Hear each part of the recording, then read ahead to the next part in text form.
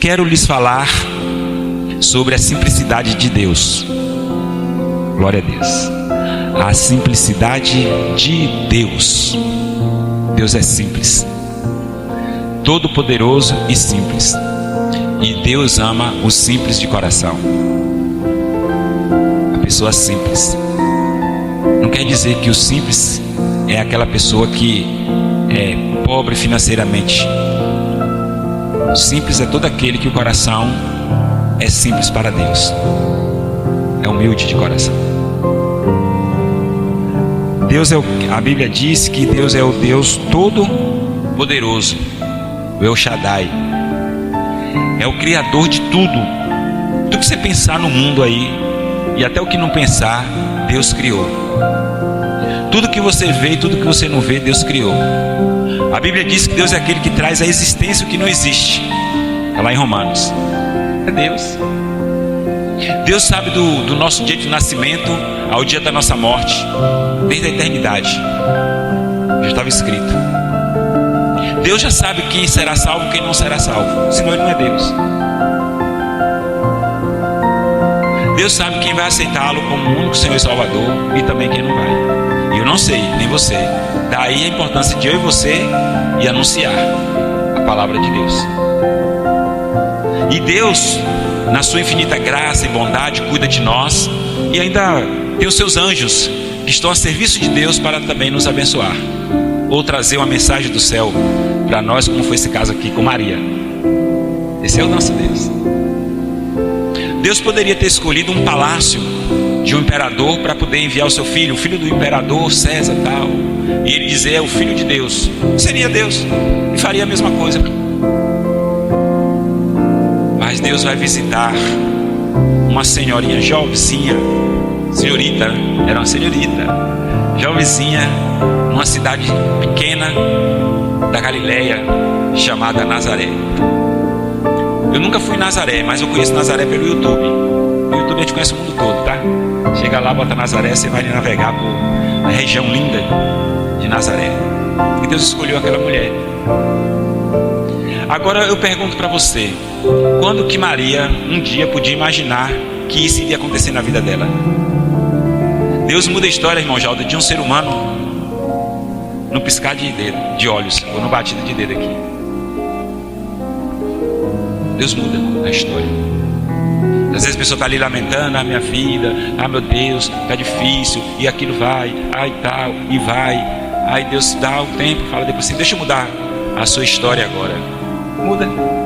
Ou manda alguém para abençoar, ou cura a enfermidade, ou abre uma porta. Deus é tremendamente Deus. As maravilhas de Deus são incontáveis. Não tem como a gente contar. Falei isso aqui na quinta-feira passada. Aí ele vai escolher aquela jovem. Olha só que pepino ele me arrumaria para José. A noiva, virgem. José nunca tinha tocado na menina. E aparece grávida. E naquele tempo também. Ela deveria ser apedrejada. E José envergonhado. Mas o caráter de José não permitiu que ele fizesse algo que pudesse complicá-la publicamente. Diz o texto sagrado lá em Mateus que ele pensou em se separar dela ocultamente, para não expô-la. Mas o cuidado de Deus é tremendo. José, acalma seu coração aí. Calma lá. Deixa de agonia. Jesus, a palavra de Deus está nos ensinando assim, que não se precipite para as tomadas de decisões. Ontem eu preguei lá em Medeiros Neto, falei disso. Deus me deu essa graça. Toda decisão que você for tomar na vida, primeiramente você consulte ao seu pai.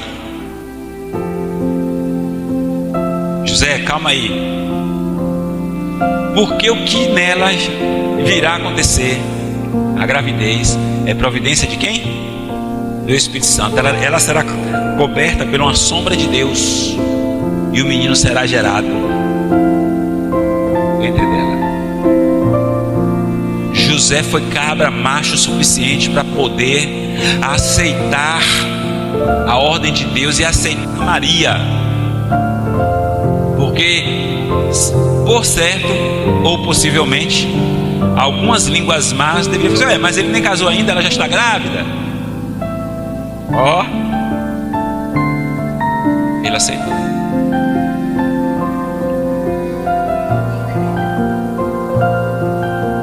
Deus, na sua graça, escolhe uma virgem comprometida para casar com um homem da casa de Davi. Era a promessa: da casa de Davi sairia o Redentor, aquele que Daniel profetizou que o reino é para sempre. Viria da casa de Davi. José era da descendência real em Israel. E a virgem se chamava Maria. E ela conversou com o anjo, dialogou com o anjo sabiamente. Ela se assusta porque o anjo vem do céu e diz assim: salve agraciada. E é verdade. Imagine aí quantas jovenzinhas existia na região de Israel todo naquele tempo. E Deus vai escolher ela naquela cidadezinha com esta saudação: salve agraciada. Ela se assusta, velho. De onde que vem? Vê só, vamos chegar na sua casa assim de noite, hein? Você é agraciada. Fantasma, você correndo. Ela parou. Ela se assusta, mas o anjo traz uma palavra de conforto para ela. Não tenha, está dizendo o que aí? Não tenha medo. Não tenha medo. Eu sou mensageiro de Deus para você.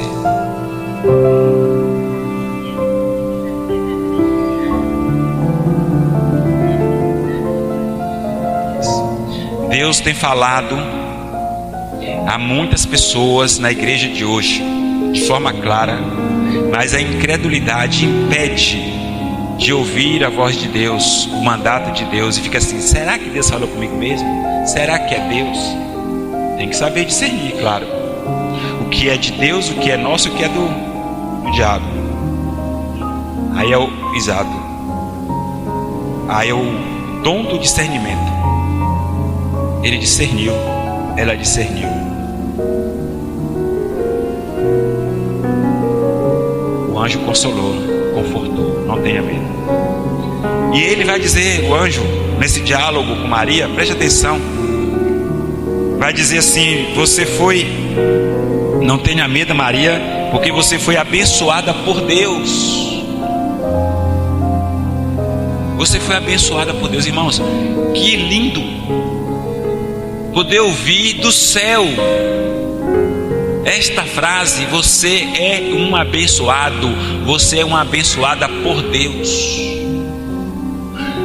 Tem pessoas que quando nós dizemos assim: Deus te abençoe, ele salta lá com 10 pedras na mão direita e 20 na esquerda e diz assim: eu já sou abençoado. Amém, glória a Deus. Aí você está dizendo assim: Deus te abençoe agora e sempre. Aí eu sempre agora falo assim: olha, Deus continue te abençoando. Porque já recebi umas patadas, Deus continue te abençoando. A Bíblia está dizendo assim: você foi uma abençoada por Deus. Por quê? Irmãos, porque aquela mulher simples iria receber a simplicidade de Deus naquela região. A história da humanidade iria mudar. Toda a humanidade cristã e não cristã ouve falar dessa mulher. Só não é digna de ser adorada. Pedir a mãe para interceder ao filho para pedir ao pai. Isso a Bíblia não ensina. Pede ao filho que pede ao pai. Mas digna de ser respeitada, a honra de Deus sobre a vida dela. exemplo que fica de mulher para as mulheres de todos os tempos. Porque se ela foi abençoada por Deus, escolhida por Deus, porque ela tinha uma vida piedosa, uma vida de adoração a Deus, uma vida de fidelidade a Deus, uma vida que honrava a Deus. Deus não ia escolher qualquer uma, irmãos. Não ia escolher. Uma vida fiel à pessoa com quem ela iria casar. Iria ser uma excelente esposa, uma excelente mãe de família. Eu já sabia. E Deus vai lá e fala com ela e diz assim: não tenha medo, você foi abençoada por Deus. Você ficará grávida e dará à luz a um filho, a quem chamará pelo nome de Jesus. O anjo deu todas as coordenadas. Tinha que ter fé mesmo e obedecer. Ou seja, você vai dar o nome de Emanuel, porque Deus estará com vocês. Agora, Deus conosco, Emanuel. Cumpre-se a profecia do profeta Isaías. Isso é Deus Todo-Poderoso, todo poderoso. Agora vem se um bebê na barriga de uma mulher, simples, num lugar simples, para viver simples entre as pessoas, com o propósito de tirar essas pessoas do inferno para levar para o céu. E muitas vezes essas pessoas ficam dando patada em Jesus, para não querer ir para o lugar que Ele preparou para nós. Porque quando a pessoa dá uma patada no discípulo de Jesus, está dando uma patada em Jesus. Quando eles disseram que Jesus tinha Beelzebul, estava excluindo Jesus. E Jesus ali persistindo, Manjarlane, para poder. Então esse Deus Todo-Poderoso desce ao ventre de uma mulher. E esta mulher se submeteu a isso, para carregar no ventre essa criança e dar à luz, que foi com dores. Não pense que Deus aliviou para Maria. Não aliviou. As dores de parto lá do Gênesis se cumpriu em Maria também. E Deus, na sua infinita graça, esse Salvador precisa nascer lá em Belém. Vocês estão em Nazaré, mas ele precisa nascer em Belém, porque a profecia precisa se cumprir. E tu, Belém de Efrata, está lá no texto do profeta, se eu não me engano, Miqueias. Belém de Efrata dará a luz. A mulher dará a luz em Belém de Efrata. Aí Deus providenciou algo extraordinário, irmãos. Mexeu no mundo político. Desses políticos aí arrogantes, acho que eles que mandam. Nada, bobeira. Autorização é de Deus. Mexe no mundo político. Aí manda um governador, aliás, criar um censo, e José precisa se deslocar com Maria para esse censo. As portas se fecharam, vamos para Belém. As portas se fecham em Belém, vamos para Maria. Ele vai nascer ali, no lugarzinho onde os bezerros comem, os jumentos comem. O berço dele vai ser aquele ali, o berço rude, está até na cantata nossa, a música. É ali que ele vai ficar. Mas eu vou honrar vocês. Eu vou enviar para vocês 3 reis para poder adorá-lo e vocês saberem que ele é meu filho. Aí chega lá, Maria concebe pelo Espírito Santo, mas ela tem uma dúvida: como será isto? Eu nunca tive relações com homem nenhum. A lei natural, não é verdade? Que Deus criou. Mas como será isso? Irmãos, tem momento da nossa vida que nós vamos ter dúvida de alguma coisa mesmo. Não é falta de fé. Você vai pelo processo natural. Mas sim, Senhor, mas como será? Aí nós podemos perguntar a Deus, irmã Miris, não podemos? Deus, como é que vai ser esse negócio mesmo? Agora, Deus responde se Ele quiser. como será. Senão a nossa fé vai seguir no Senhor e Ele vai fazer acontecer. O anjo responde: será coberta com a sombra e você conceberá e dará luz a um menino. Certo?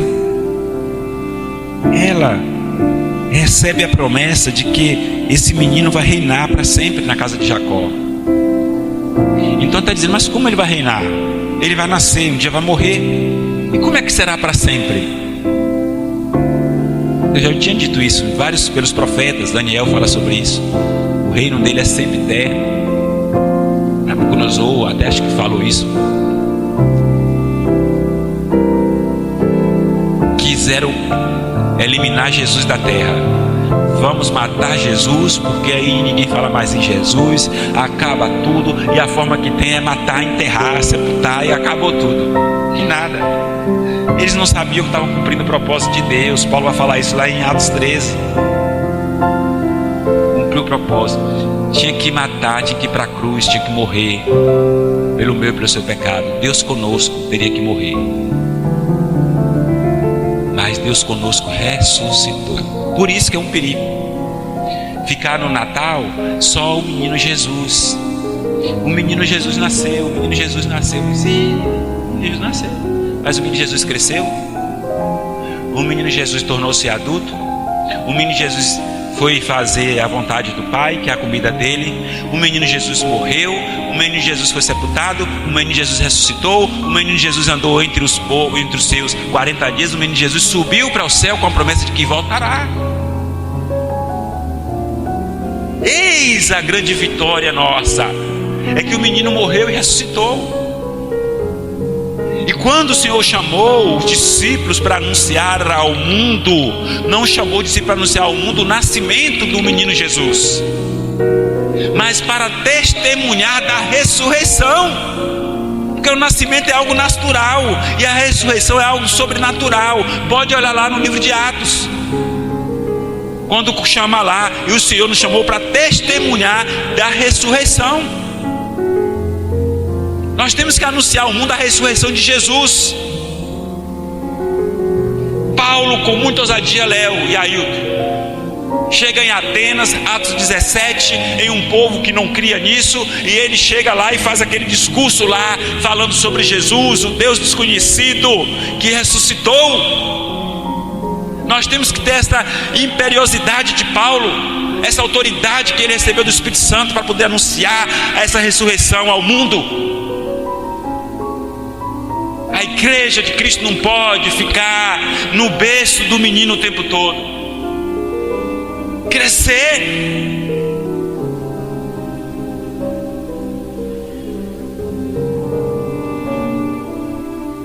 Enquanto nós ficamos adormecidos, os nossos estão indo para o inferno. Se Jesus Cristo veio, Deus conosco veio para salvar as pessoas, tirar do inferno, e ela se dá a esse direito ao Senhor. O Espírito Santo veio com poder, envolveu, e a ela gerou a criança, e vai ser chamado Filho de Deus. O próprio Deus será chamado Filho de Deus, porque foi gerado, nasceu de uma mulher. Porque o Filho de Deus é o homem, é o Filho do homem que andou entre os homens, para poder resgatar o homem, ensinar o homem o caminho do céu. E ele se apresenta como o caminho. Esse menino que cresceu está dizendo: eu sou o caminho que vai ao Pai. Aí o outro acha de perguntar: então mostra-nos o Pai. Há tanto tempo estou convosco, Felipe, vocês não sabem ainda quem é o Pai. Nós estamos vivendo, irmãos, já há um tempo, em um período em que a igreja de Cristo, ela está adormecida. Quando eu digo assim é no âmbito geral, porque entre a igreja de Cristo existem aqueles que estão na busca, existem sim, mas essa igreja, ela tem toda a força que o mundo precisa, e ela não utiliza desse poder, não utiliza. E esse poder, eu vou dizer, onde é que você vai encontrar esse poder? É estar em Deus. Mas esse poder você encontra primeiramente na sua casa, no seu encontro com Deus. É lá que você encontra esse poder, para poder anunciar o Emanuel ao mundo. É muito bonita a festa de Natal, eu acho bonita, tem que ter. um símbolo nosso cristão. Mas nós precisamos avançar mais que isso. E o Natal é Jesus. Maria entendeu isso. Você sabe que Deus aí diz assim para ela, para poder tranquilizar o coração dela e falar que Ele é todo poderoso para fazer o que Ele iria fazer. Olha aqui, Maria, a sua parenta, ela é idosa, o esposo dela é idoso e ela está grávida. Você sabia, Maria? Eu estou falando agora.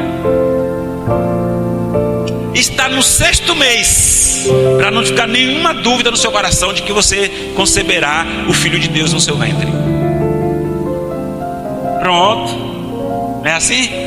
A pessoa fica meio com dúvida, alguma coisa assim, Jesus vem, Deus vem e fala assim, olha, isso, beleza, Senhor. Agora preste atenção ao que Deus diz, o anjo diz, quando ele anuncia que Isabel está grávida. Verso 37, porque para Deus não há nada impossível. Nada. Tem gente que quer limitar Deus, irmãos. Quer limitar Deus. Deus está dentro de uma redoma e Deus é para ele o Deus que ele crê, como ele quer que Deus seja. A multiforme graça de Deus, sabedoria de Deus não vai permitir isso. Deus age em uma situação de uma forma, em outra de outra forma. Deus age em minha vida de um jeito, na irmã Elza de outro jeito. Deus vai curar um de um jeito, cura outro de outro jeito. Um ele cura com um lodo passando nos olhos, outro ele cura dizendo, vai, a tua fé te salvou, levanta-te, vai embora. Ele tem um jeito dele, da forma que ele quer com cada um. Nós não podemos pegar Deus, colocar dentro de um quadrado e dizer, tem que ser assim, Deus. Isso se chama religiosidade. E Deus não quer religioso, Deus quer adorador, o adorador com coração genuíno de adorador. Aí ele diz, Deus não é nada impossível. Você fala assim, mas Deus, aquele negócio, esse irmão, esse problema que a senhora tem. Estou idosa, estou com quase 90 anos, esse negócio, eu vou morrer com esse negócio aí. Ah, meu Deus, meu pé é assim. Se Deus quiser o seu pé, você vai dormir, vai acordar desinchado.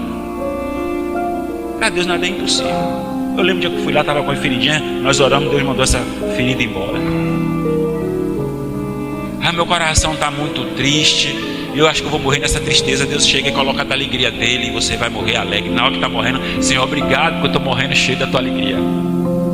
Todo poderoso, meus irmãos. Ah, se esta igreja, eu estou falando da igreja que Deus me deu para pastorear, esta igreja entendesse genuinamente quem é Deus e o poder de Deus, aí esses bancos estavam cheios. Eu estou crendo, irmão Marcos, que nós estamos naquele tempo que a Bíblia diz assim, que as pessoas querem ouvir o que elas querem, que tem coceira no ouvido. E se você vem com um sermão, que o sermão está colocando nós na linha segundo a palavra de Deus, não quer ouvir mais não. Porque tem que ser do jeito que eu quero. Aí Jesus fala assim, os homens amam mais as trevas do que a luz. Sexta-feira, irmã Delecê, eu ouvi aqui de um irmão que Deus me deu a graça de pastorear na primeira igreja. Fiquei alegre pelo que eu ouvi dele. Pastor, vou dizer uma coisa para você. Rapaz, naquele tempo lá que vocês nos alertava, pregava aquelas mensagens, nos chamando para perto de Deus, eu não queria ouvir.